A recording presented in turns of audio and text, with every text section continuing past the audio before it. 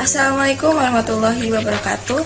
Perkenalkan, kami dari kelompok 3 dari kelas MB4506 dari Telkom University yang beranggotakan saya sendiri, Widya Puspita Azahra dengan nomor NIM 1401213276 dan anggota saya yang lainnya. Nama saya Rizky Abriza Rapli, NIM 1401213115.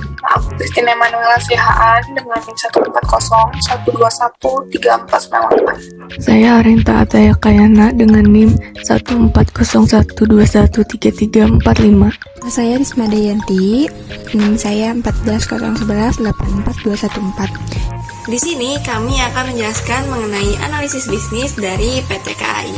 Selamat menyaksikan.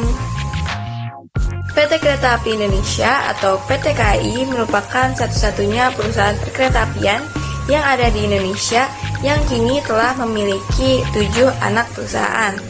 Di antaranya adalah KAI Service tahun 2003, KAI Bandara tahun 2006, KAI Komuter tahun 2008, KAI Wisata 2009, KAI Logistik 2009, KAI Properti 2009, PT Pilar Sinergi BUMN Indonesia pada tahun 2015. PT KAI memiliki visinya tersendiri, yaitu untuk menjadi solusi ekosistem transportasi terbaik di Indonesia.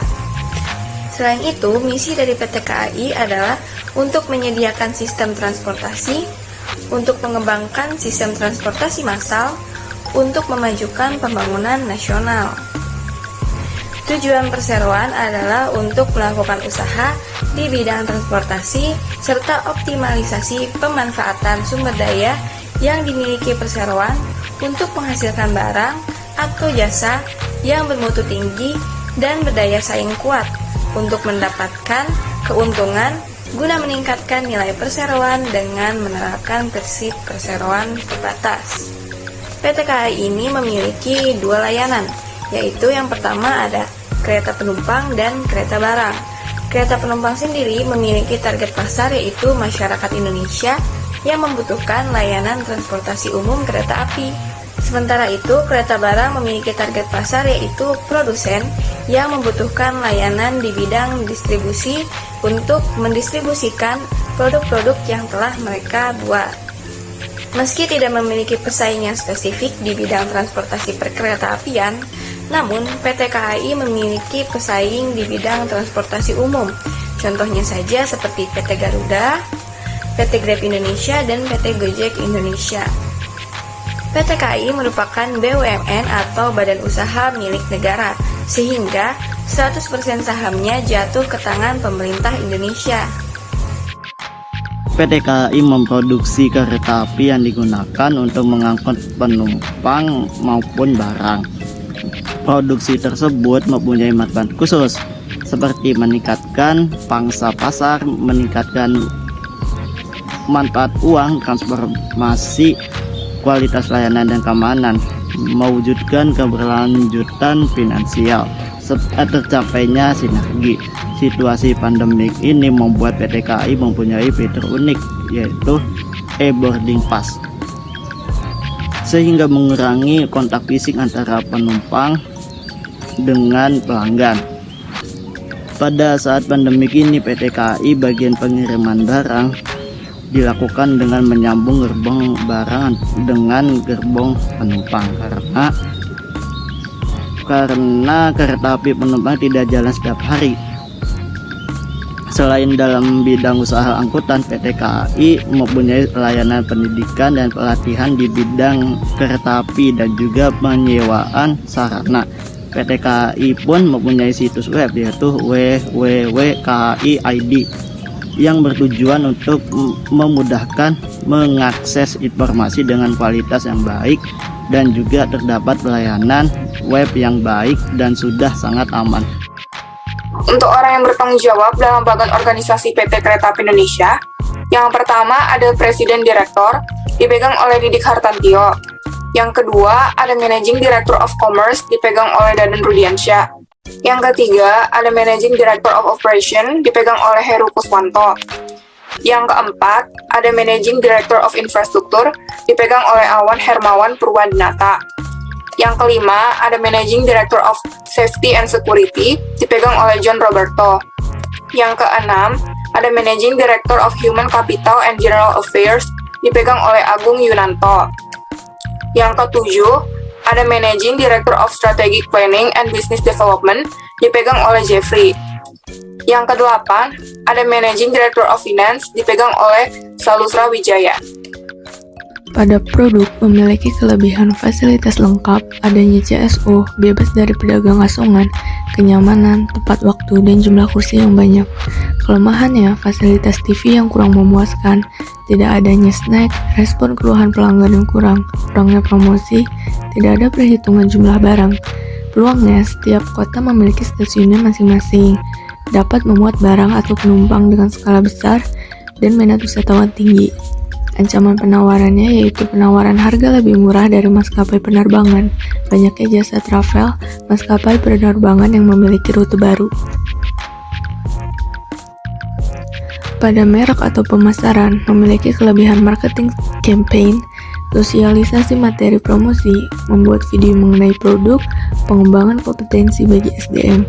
Kelemahannya, untuk situs web terletak pada masyarakat yang kurang paham akan internet, desainnya subjektif.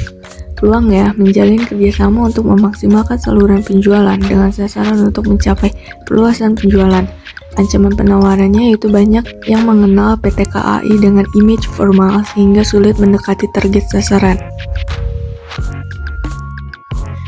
Pada staf memiliki kelebihan mengadakan pelatihan, memiliki perencanaan SDM, pengembangan kompetensi, memiliki tunjangan.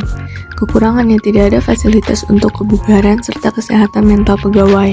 Peluangnya ada perekrutan online, metode diklat dan non-diklat untuk pengembangan kompetensi. Ancaman penawarannya yaitu karena pandemik menyebabkan penundaan rekrutmen. Pada keuangan memiliki kelebihan rencana anggaran tahunan daerah terdesentralisasi kepada setiap daerah operasi di masing-masing daerah sehingga pekerjaan tidak menumpuk di kantor pusat. Kekurangannya mengontrol anggaran, tidak dapat dilakukan pengawasan anggaran. Peluangnya tidak terlalu mengejar profit. Ancaman penawarannya yaitu keterbatasan subsidi pemerintah. Pada operasi atau manajemen memiliki kelebihan peningkatan operasi lokomotif, peningkatan operasi kereta rel diesel, peningkatan operasi gerbong. Kekurangannya, operasi kinerja keuangan tidak mampu menyamai pada tahun sebelumnya. Operasi kinerja angkutan mengalami penurunan. Peluangnya, perseroan melakukan kerjasama dengan mitra angkutan barang. Ancaman penawarannya, keterbatasan aktivitas bisnis untuk angkutan penumpang.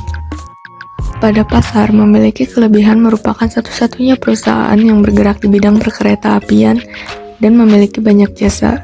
Kekurangannya, pasarnya terbatas. Peluangnya, nyaman dan tanpa macet, mendistribusikan barang dengan jumlah banyak. Ancaman penawaran pesaing, transportasi lain yang memiliki pasar lebih luas, dan pembatasan konsumen karena pandemi. Dengan adanya analisis SWOT, diharapkan dapat mengembangkan strategi yang baik untuk meningkatkan pelayanan transportasi. Langkah selanjutnya yaitu mendorong optimalisasi aset, sehingga ada pendapatan ekstra yang bisa diraup dalam rangka penyelamatan perusahaan. Di tahun selanjutnya akan mengatasi kerugian dan juga ketertundaan proses perusahaan yang dialami pada tahun 2020 yang disebabkan oleh keadaan pandemi di Indonesia. Dapat kita lihat dari grafik di atas, pada laporan keuangan PT KAI memiliki current ratio sebesar 5,73% pada tahun 2020. Selanjutnya, memiliki asset ratio yang mengalami penurunan sebesar 0,8% pada tahun 2020. Juga memiliki cash ratio pada tahun 2018 yang mengalami penurunan sebesar 0,39%. Selanjutnya, memiliki operating cash flow sebesar 0,47% yang mengalami kenaikan pada tahun 2018. Juga memiliki debit ratio sebesar 0,68% yang mengalami kenaikan pada tahun 2020. Selanjutnya, memiliki aset turnover ratio yang mengalami kenaikan sebesar 67,58% pada tahun 2018. Selanjutnya, juga memiliki inventory turnover ratio yang mengalami penurunan sebesar 16,86% pada tahun 2018. Selanjutnya, memiliki gross margin ratio sebesar 1,42% pada tahun 2019 hingga 2020. Selanjutnya, memiliki operating margin ratio yang mengalami penurunan pada tahun 2019 sebesar 0,57%, dan terakhir memiliki return on asset ratio yang mengalami kenaikan pada tahun 2018 hingga 2019 sebesar 0,04%. Nah, itulah beberapa pembahasan yang dibahas oleh kelompok kami. Semoga pembahasan tersebut bermanfaat bagi kalian semua, dan terima kasih telah menyaksikan. Wassalamualaikum warahmatullahi wabarakatuh.